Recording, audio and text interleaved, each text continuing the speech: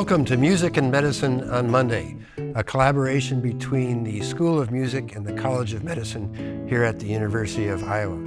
This podcast is designed to help musicians play and stay healthy.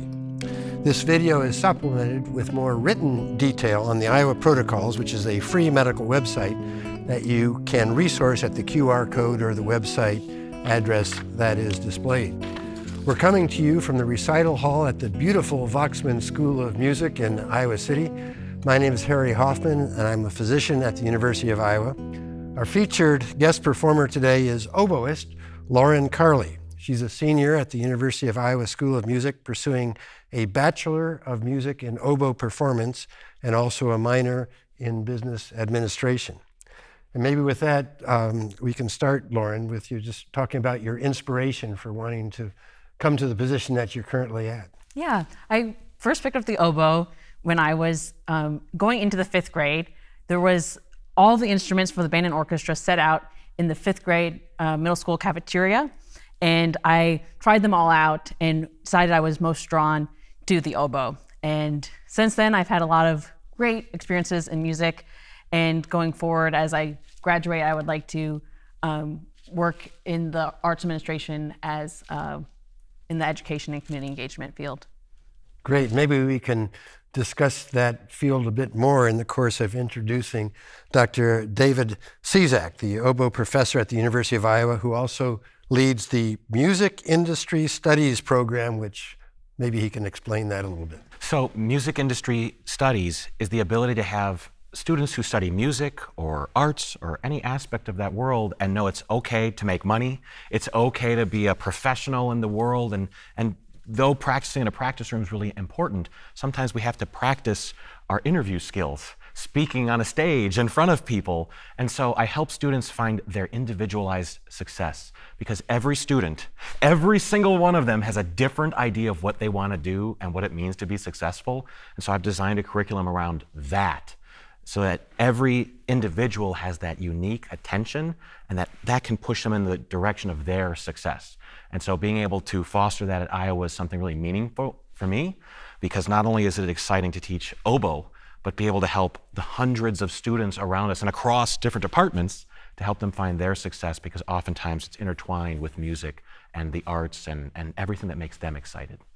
So, Lauren, do you have a solid idea and plan on how to merge your business and oboe? Yeah, with both my, classes both in the school of business and also with Dr. Cizak's mentorship and classes that he's starting through the music industry program, I would like to work in kind of like the administrative level of an orchestra, running the education and community engagement programs. So more than just oboe? Yeah, and then I would also like to continue playing and teaching as well, in addition to that. Great. Well, as our medical expert, we have Dr. Ernie Found, who is an orthopedic surgeon here at the University of Iowa. I've known him for many years and consult him frequently for my orthopedic problems. Jane Brixon is an occupational therapist with a special interest and skill set in managing musicians. And she's done quite a bit, both with these programs and also through the university, with approaches that have gotten people to play and stay healthy. With that, Lauren, can you discuss a little bit about the first piece that you're going to play today? Yeah, so our first piece that we're going to play is Telemann's Canonic Sonata, number 1. So that's what I understand. This is a piece chosen because of its classic technique, fluidity, grace, and ease. But I'll add, the elegance of what we're doing on the oboe isn't just pressing keys, but so gently and fluidly moving. So we often think of articulation in our tongue, but when we articulate our fingers, we're not just moving, we're bending through the pitches to create a fluid, gentle motion. So something that seems so simple as play these notes, there's an enormous amounts of nuance of what we're doing just with our fingers alone, let alone our respiration, our tongue, our lips. There's so much going on. So our main focus on our first session will be medical, specifically orthopedic problems in playing the oboe.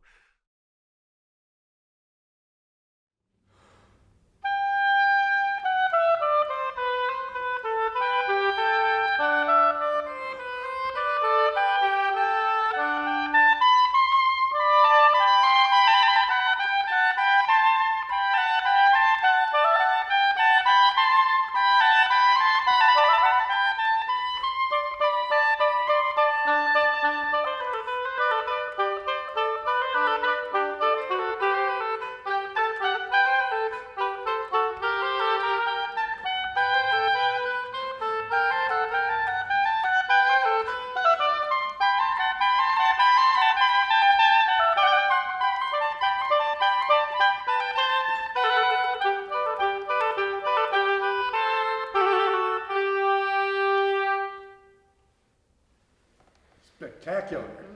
Wow. So Lauren, I know that you've had some struggles with some hand problems with the oboe. Do you want to describe your journey? Yeah, so I had chronic pain for about 7 years, and definitely playing oboe and having that repetitive motion, playing for many, many hours a day definitely contributed to it, but it was also, I was starting to have pain pretty much 24/7. And I did a lot of different things in my journey for better health. I've seen occupational therapists and physical therapists, as well as orthopedics people, and I received cortisone injections. I did lots of different exercises and techniques. And in August, I started taking duloxetine, and since then it's had like a 95% decrease of my pain. So it's almost completely gone, and that's... Where do you get your pain? My pain is in my right wrist primarily. So like right in the first. Okay. And you mentioned a joint. Yeah, and I think it might be also like in the CMC joint. Great. Yep. And you also mentioned that the steroid injections, was that to that joint area? Yeah, it was right in my tendon, like the de Quervain's area. And for me, that was not a successful treatment, and I think it aggravated my pain feelings more. My understanding is that you have a slightly awkward position that's required to hold and play the oboe. Can you demonstrate that? And maybe Ernie or Jane can comment as to the likelihood of someone doing this for hours on end getting tenosynovitis or problems. I'm going to ask, your right hand, your left hand hasn't been a problem for you? No. Why do you think that is? Do you sense that your right hand is positioned quite a bit differently than your left hand as you play? When I play, the weight of the oboe is primarily on this right. And yes. then the left kind of provides more of a balance point as well as the mouth. Okay. Do you control the instrument with the left thumb, like as far as holding? And so you hold the instrument with the left thumb, or the right thumb. But do you like, how do I want to say this? Well, it looks to me as though you're bearing most of the weight of the instrument on your the right thumb. Yeah. Do you bear much weight with your left hand at all? Or is it it's more of just for a balance position point. of And like your balance? left thumb Yes. has to move between like the kind of Yes. resting here and then going Okay. into the octave Okay. piece. That little handle that you have, is that self-made or does that come with the oboe? That was made by Dr. Cezak. Yeah, So sure. Okay. most don't have that. No, most have something more like on this one. Well, so has. this oboe has just the Okay. bare Sure. metal Okay. and cork thumb rest, Yep. which I find terribly uncomfortable. Right. And so and we'll talk a little later about some different ways that even people out there can use to alleviate pain, but also try to maybe even open the hand, have something more comfortable. And Lauren and I have experimented with even the idea of, well, can we try playing without the thumb at all? Yes. Because there are pegs, there are X straps that allow you to do that. And so we've tried a lot of different ways to try to find where can we alleviate those challenges. Would there be a challenge if we would put some kind of a circular key on there to adapt something where you put your thumb through? And is there that, are some is that a devices that possibility? do that. And it seemed like for Lauren, in the unique challenges she has, that even those aspects, it's just any stress Still seems to be challenging. causing that problem. But there's a lot of really neat things that even open your hand up. The Kunibera thumb rest, there are like mountings. So there's a lot of different exciting ways, and I think all of them are wonderful. But it's just having something that works and is very practical and easy to So Ernie, there are some words like de Quervain's. De Quervain, Do you want to sure, all describe kinds a of little bit what exciting Lauren words, was and, talking back about? and all. it all boils down, well, we can talk anatomy a little bit. And you have some props there to And show I that too. brought a few. I don't know if we can see them here on the table. In talking generally, Laura, looking at your positioning, your thumb is really, your right thumb bears a lot of stresses, very much so in playing your instrument. And the positioning that you have it in, where the thumb is what we call abducted, meaning away from the midline. There are two fancy terms, anatomical terms, abduction and adduction. I think of it simplistically, if we look at the main axis of the upper extremity of the hand as the midline, Any action that adds to the midline is adduction. Anything that takes away from the midline is abduction. That's the way I got through medical school. Very successfully, it looks like, yeah. But obviously, to do that motion is very complex. It doesn't involve one muscle. It does not involve two muscles. It involves a cacophony of muscles all throughout the upper extremity. It particularly involves the two muscles that abduct and extend the thumb. And those, remember, all the tendons that are in the hand. There aren't any muscles in the hand, per se. There are some smaller muscles in between the small little bones in the hand. But any of the motion that occurs within the hand is based on muscles that are in the forearm. A muscle then turns into a tendon, which is sort of a rope-like material, which you'll use. But remember, it's biological. It has cells, it's living, it's growing, it can get injured, it can repair, and so forth. But let's just sort of think of tendons as a rope. The muscle turns into a rope. The rope then continues in a very specific ways throughout the hand, and the tip of the rope attaches to the bone. So, muscle, tendons are attached to the bone. So if we think about, for example, and obviously this is huge, so we'll have to use our imaginoscope a little bit. But here's the tip of the tendon attached to the tip of the bone, at the tip of the finger. And the tendon comes along, and the muscle, when the muscle pulls the tendon, it's going to bend the fingers. Okay? Now, why doesn't the tendon bowstring like that? I mean, biomechanically, you would think as you pull, that thing is going to bowstring up like that. And the reason it doesn't is throughout the path of each of the tendons, there is a sheath. Sorry, I just found this morning. Called pulleys. And all of the tendons go through various sheaths along the path. A small sheath here, small one here, small one here, and so forth. Those sheaths, the undersurface of the sheath is connected to the bone, so the sheath prevents the tendon from bowstringing. Now, a lot of motion occurs between the tendon and the sheath. And our biology is such that the inner surface of the sheath is lubricated to some degree with a combination of fluid and almost like oil and grease sort of mixed together is one good way to think about it, to allow for all this motion to occur. As we make a fist, the long tendons have an excursion of between 5 or 6 centimeters. That's a great deal. So that's quite a viable and lively biological process, allowing for the tendons to slide through the sheaths. With the thumb abducted and extended, the one major sheath is right here.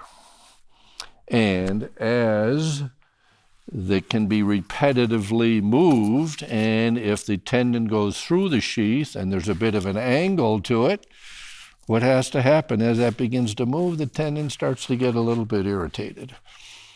And the tendon can, in extreme circumstances, begin to fray, as this frayed as I cut it here this morning. And that has to undergo a healing process, of which luckily most of the time biology is able to heal quite well. But the tendons are not a very well blood supplied part of the body, as opposed to muscles and the liver and the pancreas and other things. So it takes a little time sometimes for all of the healing cells to come to work, so to speak. But that's basically what tendinitis is. Inflammation of the tendon along its path, or tenosynovitis, is inflammation in the inside of the sheath. Is that anatomically? So de Quervain's some Frenchman, I'm guessing, maybe not, but I'm going to go out on a limb and say Decourvaines was a Frenchman, and who knows whens, was the first one to kind of describe this phenomenon, specifically where the tendon sheath right here at the wrist, where the two major tendons that abduct and extend the thumb become problematic. And that has been termed Decourvaines tenosynovitis. And that is what you had, Lauren, is that right? I'm not sure. Yes, yes, that's what you had. Now, Yep. You're right, not quite sure. And there are certain physical tests that can be done to try to help with that diagnosis, but oftentimes it's multifactorial. We've just been talking about tendons and tendon sheaths. There are many other anatomical structures here, particularly the bones that are underneath. I mean, if you just touch on this side of your wrist, you can feel the tendons, but right underneath them are the bones, aren't they? If you extend your hand, these are the tendons, the little ribs that you feel on the back. But to provide structural stability to the extremity, we need structure. We need the bones. There are eight small bones here in the wrist. And as each one moves, one relative to the other, as we go through the various motions about the wrist. And where the long bones, I don't know if we can see this model or not. Maybe we can focus in a little bit if my hand is lying down like this. Yes? Yeah. Or maybe you can come in even maybe a little above. I don't know, whatever's going to give you the best view. Here are the 8 small bones of the wrist. Each has a fancy name. Probably Decourvaines' buddy named them, or maybe they were Latin or Greek beforehand. But anyway, the next layer of bones are called the metacarpals. These small little bones are called the carpals, carpal bones, each with a specific Latin or Greek name. The metacarpals, and then the bones of the fingers. Where the metacarpal of the thumb joins the carpal at the wrist, that's called the metacarpal carpal joint, or the MC joint. Metacarpal joint is the name for that. What carpal is it? What's the name of that carpal? Oh, Harry, you're putting me on the spot, baby. Trapezium. Trapezium, thank you very much. And under the extremes of wrist positioning, pressure can be applied to that joint, and a joint under pressure doesn't like it quite as much, and so can become inflamed and irritated. So that can be that's one of the primary sources of osteoarthritic wear and tear type changes that come along as most of us age is at that particular joint. So there can be a variety of causes. Many times they interplay with each other a little bit. One can be a little more causative at the time than another can. Fundamentally, most all of them are based on what we would term overuse, or being in a stationary position for a prolonged period of time with a muscle having to actually contract in a very specific way. The joint positioning has to be contracted in a specific way. There's a lot of sensory information coming up to the brain, telling the brain what the next thing it needs to do at a micro speeds. So there's a lot of involvement with all of the anatomy of the human body when it comes to things that become problematic or provide symptoms. So, Lauren, did you have any imaging like X-rays, CT, MRI, ultrasound? I've had, I think almost all of the above. And Ernie, what are they looking for? Well, they're looking, the X-rays in particular are looking for bony anatomy. Is there some arthritic change, loss of the smooth surface of the joints at the carpal metacarpal joint? CT scans are looking at the bony anatomy and soft tissue anatomy a little bit too, but much more the bony anatomy in a three-dimensional imaging. And the ultrasound MRI can be used sometimes to look a little bit at the soft tissues. Ultrasound is very good for looking at inflammation in and around the tendon itself, and more specifically the tendon sheath. Wow, this is terrific. Before we get into medicine and surgical treatment, maybe Jane, do you want to weigh in and talk about your evaluation, clinical exam, and management? So, and so he touched on a bunch of things. So you would come to a therapist and we would do the different testing to see, first of all, where's your pain?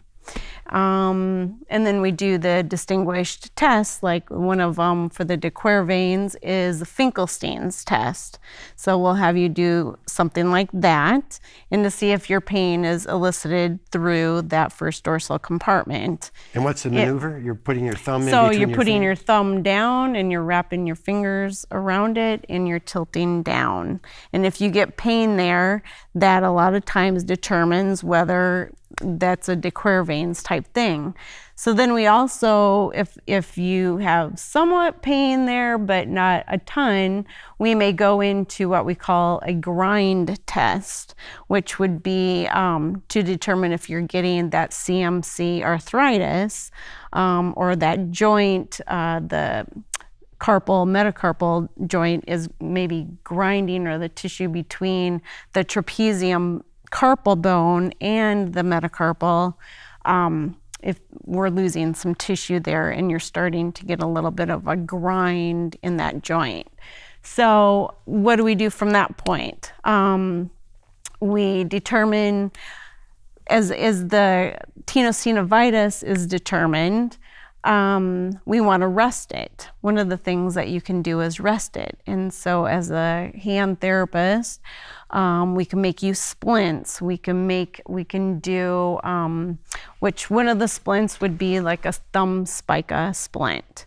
And I don't have they're made out of thermoplast. We heat material. We fit them onto you, and that would be something that you can wear at rest and at nighttime. When you're not playing, sometimes we can make them and modify them that you could even wear something that would support that thumb while you're playing. Something like that. I just brought some tape here that would just show kind of what that would look like. So this is just Coban, but the splint that we would make would be actually something that would either come down and around like that, or we could always take it to the back side and that would support your thumb, that joint, and try to rest that. We can also bring it down around the wrist. And so again, this is Coban, so it's not splinting material because we have to heat it to make it. But this would be something like what we would make you, like a thumb spica, like a hand-based thumb spica splint that would help rest that tissue. And Jen, I might add, the main purpose of splinting is basically to rest the body part, yep. and to rest the body part in the position where it is under the least physical demands, to try to allow the healing process to come along and get started and so forth. And oftentimes, again, nighttime splitting can be very, very beneficial because as we sleep, we're putting our upper extremities in a variety of positions, and for it to be in a very stationary position can be very beneficial. But so, and with that being said, we want to have you do exercises to help strengthen the area, release the tension through the web space of the thumb, but making sure that you're not getting stiff, because if you do put a splint on, it can kind of do one of two things. It can help rest it, but then it can also stiffen it. So we would, in conjunction with the splinting, you would be doing stretches and exercises and strengthening to support that hand. So what I notice when you're playing is I see some stress into the ring and the small finger. These are up like that. And so do you ever feel any pain or stress through that ring and small finger, like on the right hand? Not typically, no. Not really? I mean, Okay. I try to keep it relaxed for more ease of playing. Sure. But I haven't had any problems up to this point. Yeah. And then you said you also have a little bit of hypermobility in your fingers and your thumb joints. And so you can like bend that thumb all the way back down to the wrist. Yeah. And so that is one other thing, very, very lax joints. Right. And And so how so- does that play into all of this? Yeah, so there are things too that can help control. We have like what we call push braces to help control like the hypermobility or the tendonitis. And then also I'm a big KT person, and so even using KT tape to help support those joints so that they don't overbend and you're not overstretching the ligament that is supporting your thumb. So those are just You have a brace. brace. Didn't you bring a brace of your own? Or, She no. has a brace. Yep, right yeah. here. Here it This is. is the Good. brace. Can you You show want- that you in wanna- action? Should we put this on? You said this one doesn't typically work for you. Yeah, But it is something, it's an option outside of something that if you were to come into our clinic, we could make you. I like the custom ones. This is an over-the-counter you buy on Amazon. From Amazon. Is that where you and got so it? they're Well, not it was like a referral from the occupational therapist. yeah, they're not a perfect fit, but like the custom splinting that we do in the clinic is a perfect fit. Mm-hmm. And, you know, and I like when I have musicians come into the clinic, I always like to say, okay, where's your pain? What do you have trouble doing? How can I ease your pain? What can we make? So, and we just get really creative as to what we can do with that instrument to ease your pain and to reduce the possibility of developing that joint pain or the tendonitis. So stretches. I take it your X-ray imaging was non-diagnostic, Yeah, none of the imaging has necessarily been diagnostic. which is good in some sense, isn't Yeah. it? It didn't show anything bad.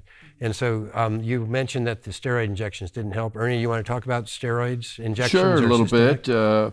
Of course, you know, we all think of inflammation, tendonitis, as an inflammatory process. Inflammation is basically the body's method of trying to heal to some degree. But it can, with inflammation, the body's bringing along additional cells to try to combat what injury, microscopic injury may have occurred and so forth. And along with that comes some swelling and other fluid accumulation in the area, which can combat things a little bit. So we're all designed to try to cut down on the inflammation, as though inflammation is some big curse. But it's sort of the body's way to heal, in essence. All of the medications, the anti-inflammatory medications, of which there are numerous of them, and oftentimes when there are numerous things, oftentimes it means there's not one that's an awful lot better than the other, or is a lot more individual.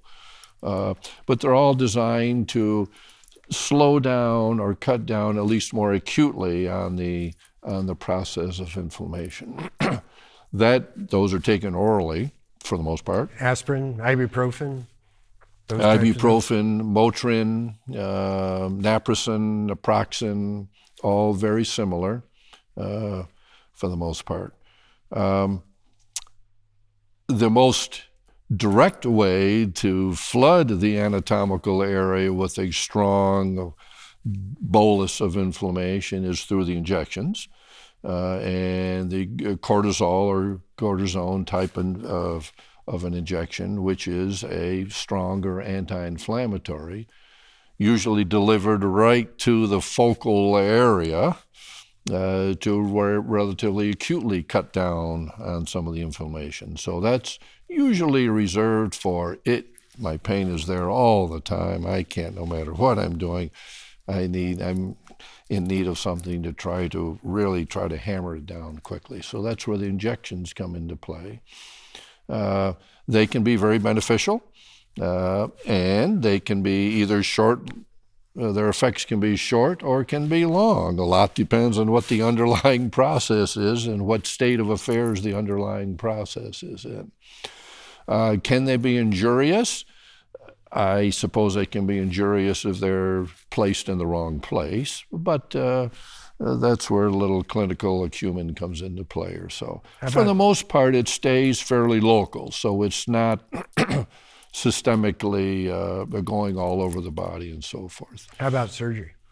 Well, surgery, I think, and I think most everybody would think, would be designed for the totally incalcitrant clinical situations, meaning I can't do anything at all. I have had to stop completely playing, and it has not gotten better, and that there is clearly evidence of an anatomical reason for the pain.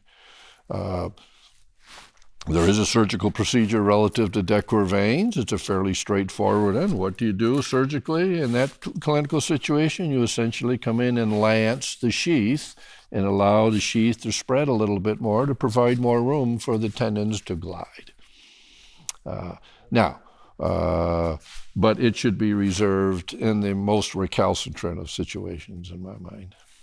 I want to add too, I mean, you really, too, when you're using your arm, I mean, both of you stood while you were doing your performance, which is great, and you were moving your bodies, and I think it's a whole core body type of thing when you're playing an instrument. So making sure that you're not sitting, you're not slumping, you're maintaining good posture, so that you can get that breath support and that diaphragm can expand and all of those types of things.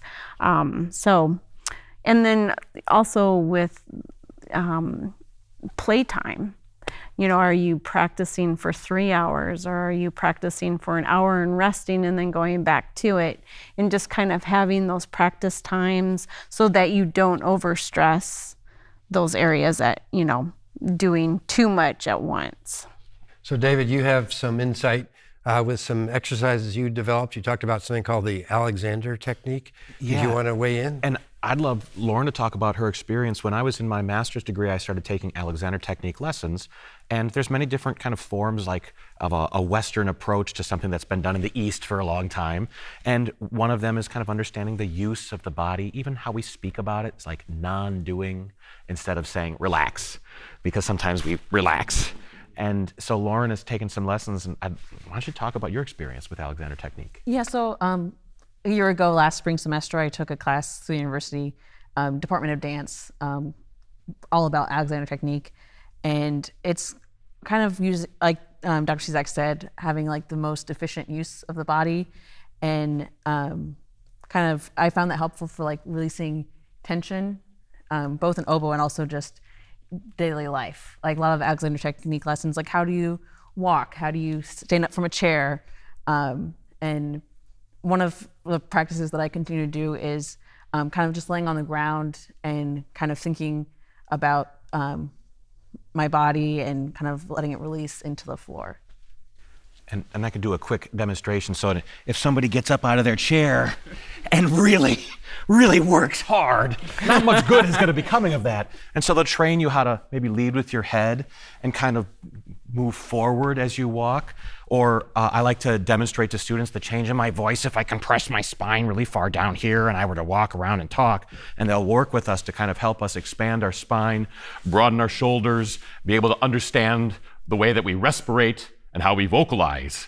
And those things seem so simple, but it's very hard to be able to get somebody to do that. And so it's a technique of basically helping you do all the things that are inside, and often talking very nice like this, and think about your arches of your feet and how you're going to release them. And so it's really wonderful. And for some people, it's an amazing change in their life.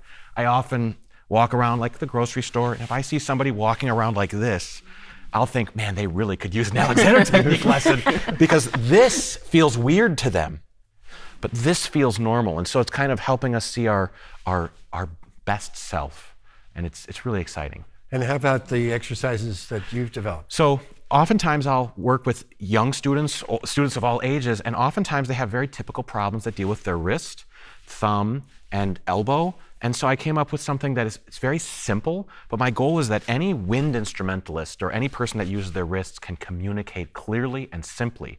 And so, Lauren, do you mind grabbing your oboe and holding it up? And so I'm going to demonstrate what it looks like in the hand, and it revolves around bye-bye or hello. So if I were to go from the wrist and go up and down, it affords us the ability to take our wrist and be able to move it up and down. So sometimes kids will say, oh, my oboe's very hard to play.